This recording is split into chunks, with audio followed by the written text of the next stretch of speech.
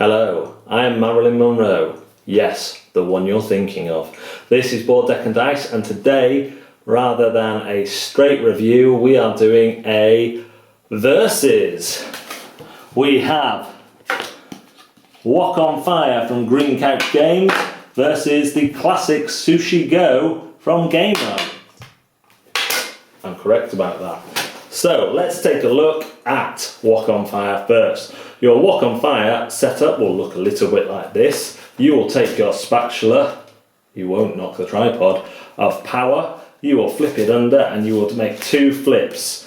You'll have set out a kind of defined area which makes your wok, and then you will take two cards or more depending on the powers the cards give you to start collecting a set. Sets give you various things. For example, on this card here we see that noodle with a meat, a veg and a condiment gives you 25 points. Rice with a meat and a veg gives you 15.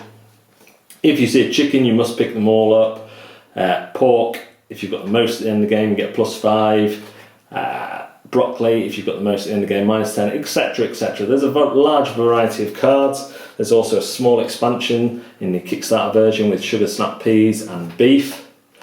And that's essentially it. After you've had your go, you take two cards from the top and you chop them back in. Look at that theme, it's dripping in soy sauce. And soy sauce, it's just soy sauce, isn't it? There you go, you just can't get stuff these days.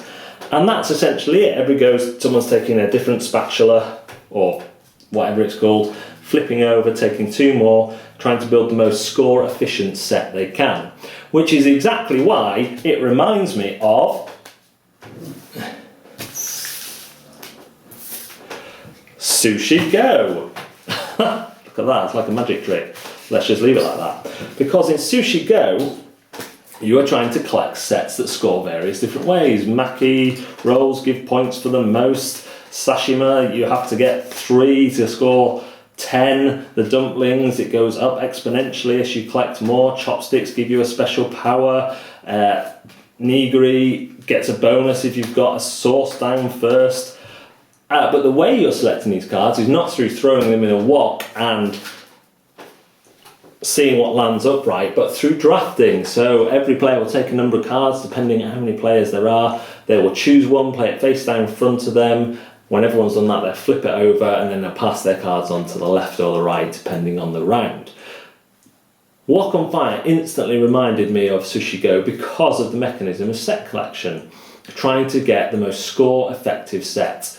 And which of these you would prefer really comes down to your preferred method of card delivery. Do you prefer to flip cards over in an imaginary wok, or do you prefer drafting?